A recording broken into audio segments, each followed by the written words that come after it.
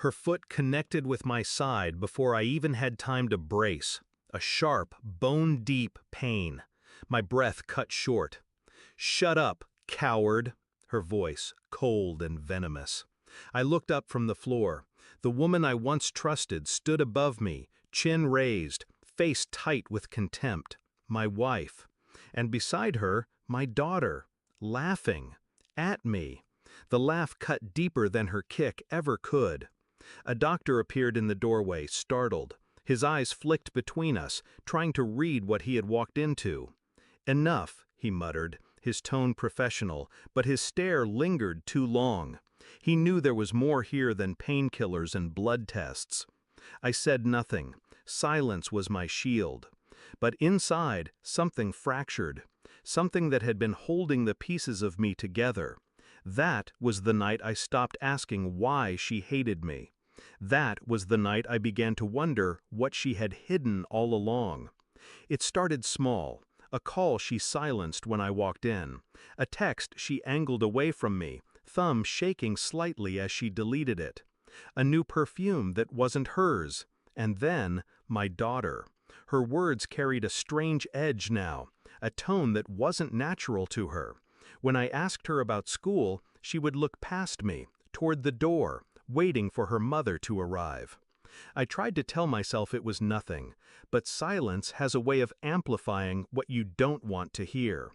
At night I watched her sleep, her body turned deliberately away, her phone clutched under the pillow. She smiled in her sleep, a smile I hadn't seen directed at me in years. Once, I reached for her phone while she showered. She had changed the passcode. She had never done that before. Betrayal doesn't arrive with a shout. It seeps in with whispers, with little cruelties too quiet to confront.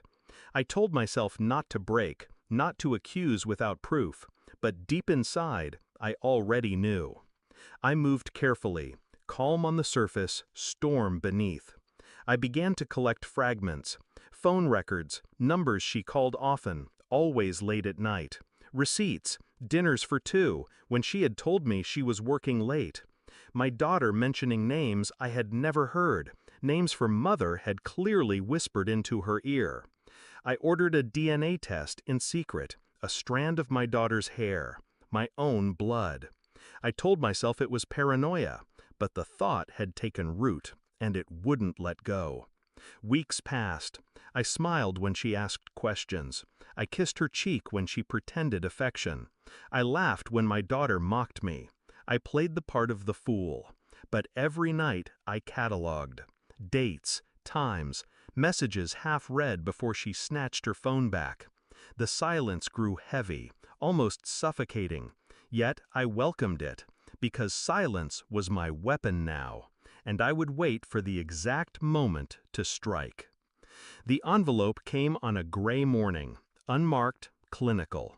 I opened it alone at the kitchen table.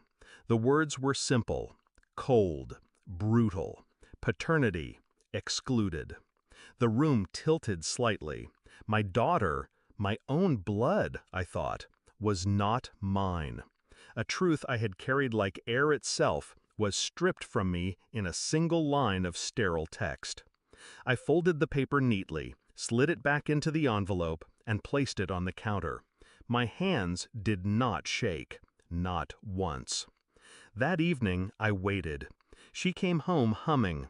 My daughter trailed behind her, chatting about nothing. I slid the envelope across the table. No words, just the sound of paper against wood. She froze. Her hands trembled as she opened it. Her face drained of color. "I can explain," she began. I said nothing. I just watched. The silence between us filled the entire room. She crumbled quickly. Tears, apologies, stammered excuses about loneliness, about choices made in weakness. Every word another dagger she twisted into herself. I didn't raise my voice. I didn't curse her.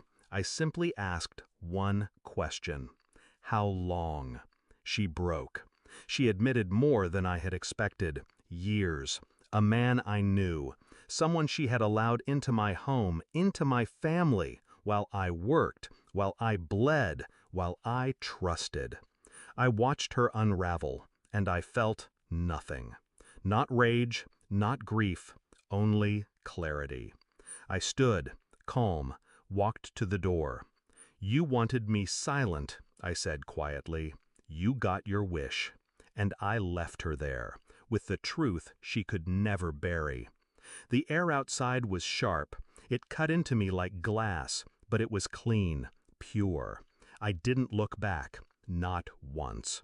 Behind me there was only rot. I walked alone, yet I felt lighter. The betrayal had stripped me bare, but bare meant free. My daughter was not mine. My wife was never mine. The life I thought I had built was nothing but a stage play, with me cast as the fool.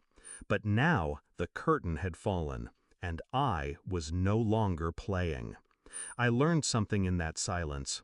Lies die when truth is spoken. But sometimes the most devastating truth is delivered without a word. So I gave her nothing. No scream, no fight, no forgiveness. Just silence. And silence was enough.